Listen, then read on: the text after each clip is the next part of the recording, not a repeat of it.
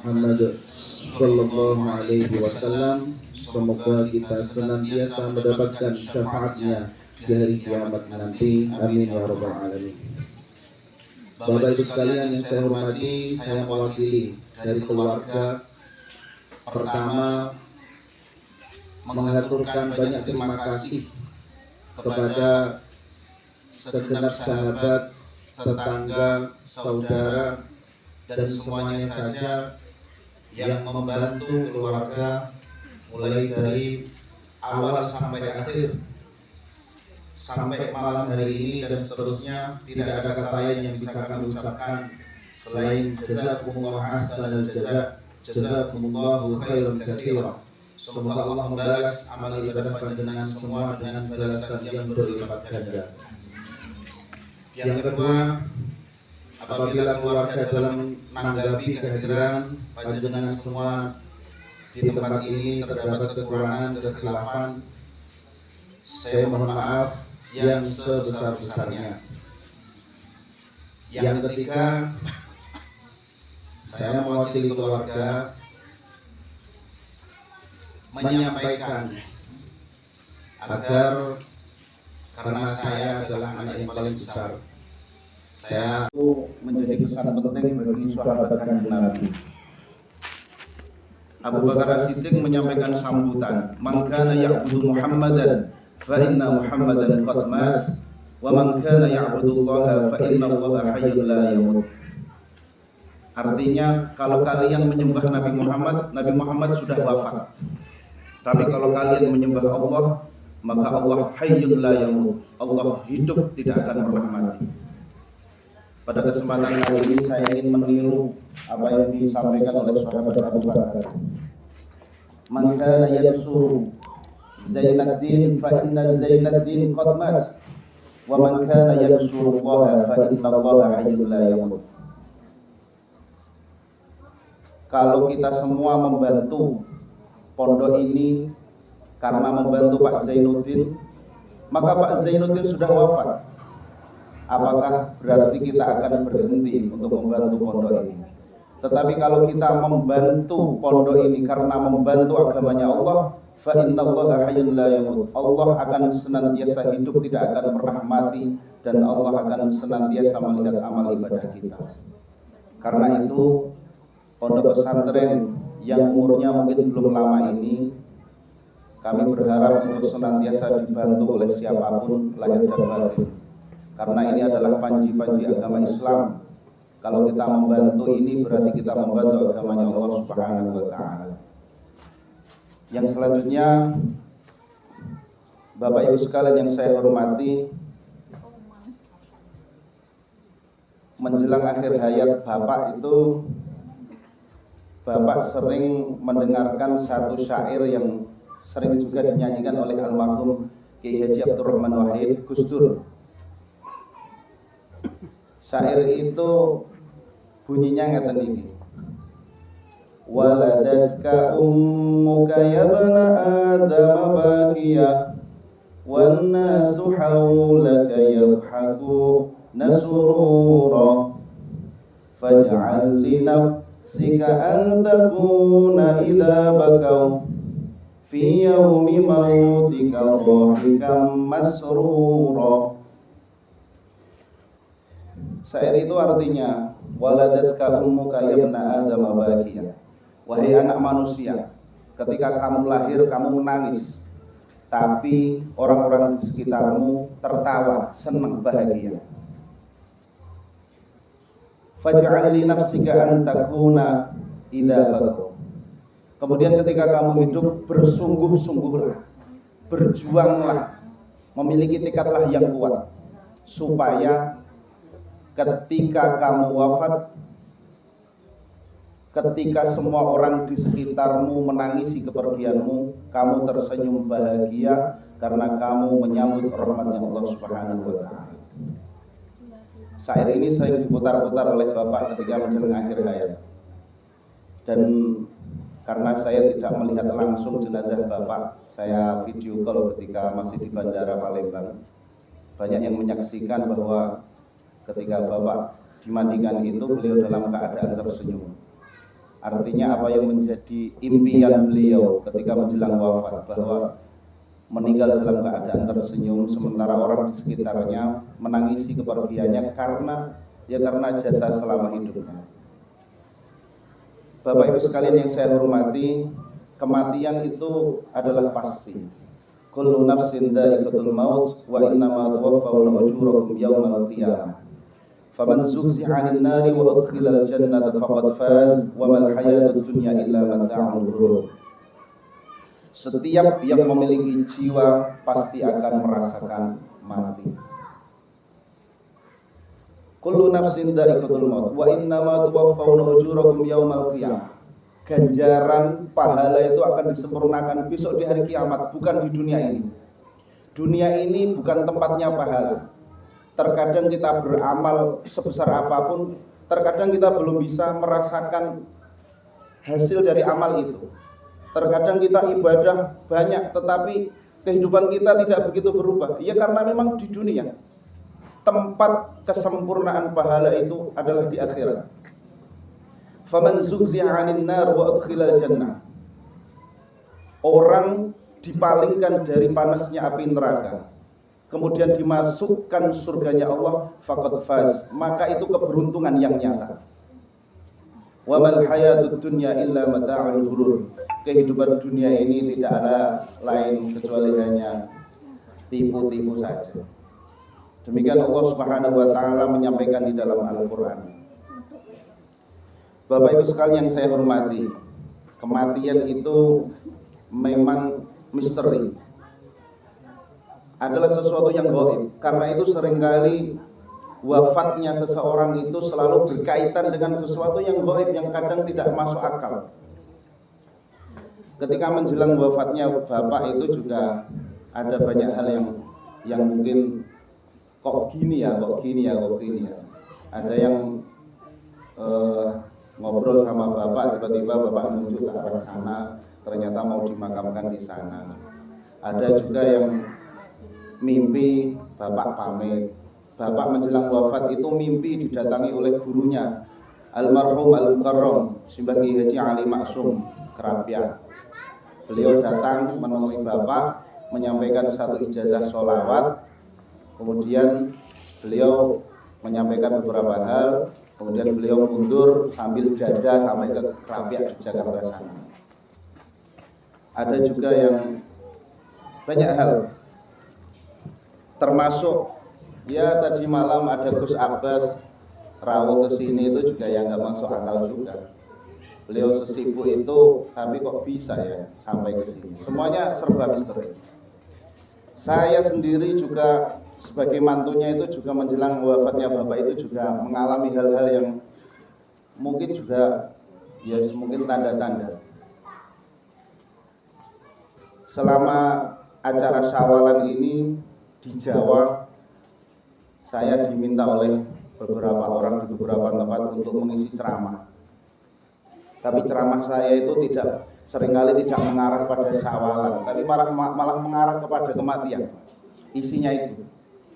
Karena saya tergerak, jadi saya itu beli satu kitab namanya Syarhus Sudur fi Syarhi Haulil Mauta wal Qubur. Satu kitab tebalnya hampir setebal Al-Quran, dari awal sampai akhir. Itu isinya membahas tentang mati dan alam kubur. Saya juga nggak tahu kok bisa tergerak untuk membeli dan membaca kitab itu. Nah, beberapa hal yang ingin saya sampaikan dari kitab karangan Imam Suyuti itu, nyun ngapunten saya itu mboten ateges kula menggurui, saya ingin menyampaikan mawon, dan itu semoga nanti menjadi pelajaran kagem kula lan keluarga dan untuk kita semua. Di dalam kitab itu ada satu hadis Nabi Muhammad SAW. Kanjeng Nabi itu suatu saat beliau sedang duduk dengan para sahabat, kemudian ada jenazah yang digotong lewat di dekat Nabi. Ketika ada jenazah lewat itu, tiba-tiba Nabi mengatakan dua kalimat, al-mustarih wal mustarah minhu. Al-mustarih artinya dia istirahat, wal mustarah minhu atau sebaliknya, yang istirahat bukan dia tapi makhluk-makhluk di sekitarnya yang istirahat. Jangankan kita, sahabat aja bingung dengan pernyataan Nabi ini. Akhirnya sahabat mengajukan pertanyaan, "Ya Rasulullah, mal mustarih?" Kanjeng Nabi, apa yang dimaksud dengan al-mustarih wal mustarah minhu? Kemudian Nabi menjelaskan, "Al-'abdul mu'min yastarihu min ta'abid dunya wa adaha ila rahmatillah." Nabi mengatakan, seorang hamba yang beriman, yang beribadah dengan baik, menyembah Allah dengan sepenuh-penuhnya, kalau dia wafat itu yastarihu min ta'abid dunya, sebenarnya dia itu bukan wafat, tapi sebenarnya dia istirahat dari capeknya dunia, wa adaha, dan dari dunia yang sering kali menyakitkan. Istirahat, pindah ila rahmatillah, menuju kepada rahmatnya Allah subhanahu wa ta'ala. Bapak Ibu sekalian, pernyataan Kanjeng Nabi ini penting bagi kita. Orang yang beriman dan beribadah sebenarnya istirahat dari capeknya dunia. Dunia ini melelahkan. Sejak kecil kita belajar lelah, SD, SMP capek, ngaji capek. Nanti sudah lulus cari kerja kesulitan, capek lagi, begitu dapat kerja capek. Dunia ini serba capek, tidak pernah ada kata berhenti selama masih hidup dunia. Selamanya dunia ini capek, melelahkan, kadang mengecewakan. Wa ada, dan dunia ini seringkali menyakitkan. Terkadang sesuatu yang kita usahakan mati-matian, begitu kita dapatkan, ternyata cuma seperti ini. Terkadang harta yang kita perjuangkan habis-habisan, ternyata yang menikmati bukan kita. Dan seterusnya, dunia ini capek dan menyakitkan. Tapi orang yang beriman kalau wafat dia istirahat dari semua itu ila rahmatillah, menuju rahmatnya Allah subhanahu wa ta'ala. Yang kedua, Kanjeng Nabi melanjutkan, sebaliknya orang, kalau tadi orang beriman beribadah kepada Allah itu kalau dia wafat istirahat dari capeknya dunia menuju kepada rahmatnya Allah subhanahu wa ta'ala. Nabi melanjutkan, wal fajir, sebaliknya, al fajir, orang yang tidak menyembah Allah, orang yang berani melawan Allah, orang yang mengabaikan perintah dan larangan Allah, semuanya diabaikan. Perintah tidak dijalankan, larangan diterjang semua. Kalau itu al fajir. Al fajiru yastarihu minhu al biladu wal ibadu wat tawabu wasyajaru wat tawabu. Kalau yang wafat itu atau yang mati itu adalah al-fajir. Pengertian al-fajir sudah saya sebutkan tadi. Orang yang tidak menyembah Allah, orang yang mengabaikan perintah dan larangan Allah diabaikan. Namanya al-fajir. Al-fajir kalau dia mati, yang istirahat bukan yang mati, tapi yang istirahat pertama adalah al-bilad, tanah ini istirahat. Dia merasa lelah, tanah ini merasa lelah diinjak-injak oleh orang yang tidak mau menyembah Allah. Begitu dia mati, tanah ini mengucapkan alhamdulillah, aku serati tidak meneh karo menungso iki. Yang kedua, al-ibad, manusia di sekitarnya. Kalau orang sering berbuat zalim kepada orang lain, orang sering tidak menghargai orang lain, kalau dia mati, masyarakat sekitarnya mungkin lisannya innalillah, tapi di dalam hati alhamdulillah, berakhir nih orang ini. Istirahat kita dari capek menghadapi orang ini. Yang ketiga, asyajar, pohon-pohon juga ikut istirahat. Pohon ini mengeluarkan oksigen, dihirup oleh manusia. Pohon-pohon ini sebenarnya nggak rela kalau oksigennya itu dihirup oleh al-fajir, orang yang bermaksiat. Tapi begitu dia yang fajir ini mati, pohon-pohon ini ya kita istirahat dari ngeladeni orang sing ngrang ibadah Gusti Allah. Yang terakhir buat dawabu. Kalau orang zaman dulu itu kan naiknya kuda, unta dan sebagainya, binatang-binatang itu juga istirahat dari orang-orang yang fajir itu. Pertanyaan bagi kita yang masih hidup, sudah pantaskah kita untuk menjadi al-'abdul mu'minu yastarihu min ta'abid dunya wa adha? Itu yang menjadi pertanyaan. Nek kula sak dangune 7 hari ten mriki nggih mireng cerita-cerita saking jenengan-jenengan sing dinten Srawung kalih bapak ngoten niku. Ya Allah, lek sedo pun dinten Jumat uripe mboten tau nglarani wong lan sak piturute niku insyaallah mugi-mugi bapak masuk golongan sing pertama. Ingkang itu rahmati Allah Subhanahu wa taala.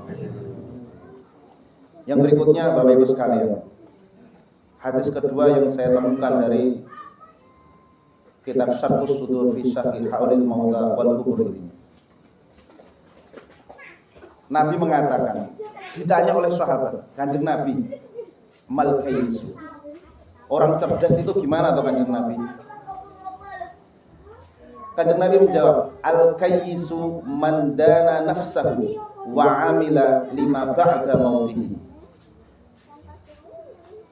Orang cerdas itu dia hidup mempersiapkan sesuatu untuk dirinya. Mempersiapkan sesuatu untuk dirinya, tetapi disiapkan untuk kehidupan ba'da mauti, kehidupan setelah mati. Artinya mempersiapkan masa depan kehidupan di dunia ini ya penting, wong kita hidup di dunia. Tapi yang lebih penting lagi adalah mempersiapkan kehidupan setelah kita mati, itu lebih penting. Dengan ibadah, dengan sholat dan lain sebagainya, itu baru cerdas. Tetapi Nabi juga melanjutkan,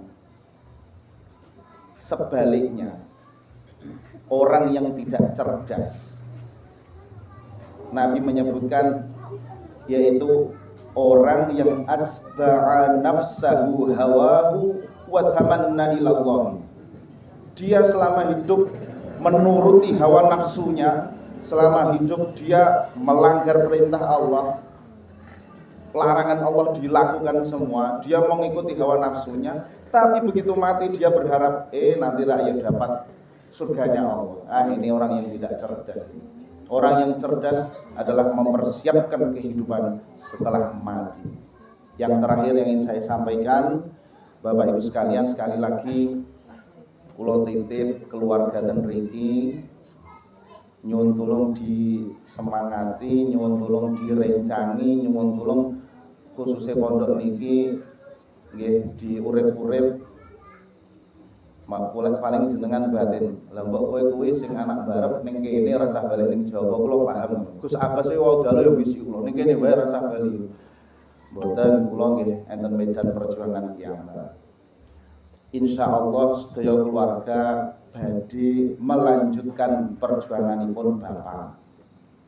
Insyaallah keluarga akan melanjutkan. Kalau menggantikan ya tidak bisa. Wong Bapak itu nek menurut saya, kalau sebagai mantu niku menilai bapak niku rada paket komplit ngoten. Napa nggih akhlake nggih sae, gantenge nggih dapat kan ngoten. Gantenge dapat, suarane nggih apik nggih to. Suarane nggih apik, duit ya duwe ngoten dadi. Nggih. Rada paket komplit. Lah kami sebagai anak-anaknya ya enggak mungkin loh nek bisa sama persis seperti bapak. Karena itu insya Allah anak-anak sedaya keluarga akan melanjutkan perjuangan Bapak. Ning ampun jenengan tuntut kudu kaya persis kaya Bapak mboten saged. Sing saged nggih sareng-sareng monggo disembuyung sing kados kula aturaken ten ngajeng niku. Nggih mbok bilih mekaten demikian yang dapat saya sampaikan. Sekali lagi terima kasih atas semuanya. Semoga Allah membalas amal ibadah panjenengan semua. Kalau ada saya salah dalam menyampaikan sambutan atau ya sedikit cerita niki saya ada kesalahan, saya mohon maaf yang sebesar-besarnya. Wallahu muwaffiq ila aqwamit thoriq. Wassalamualaikum warahmatullahi wabarakatuh. Waalaikumsalam.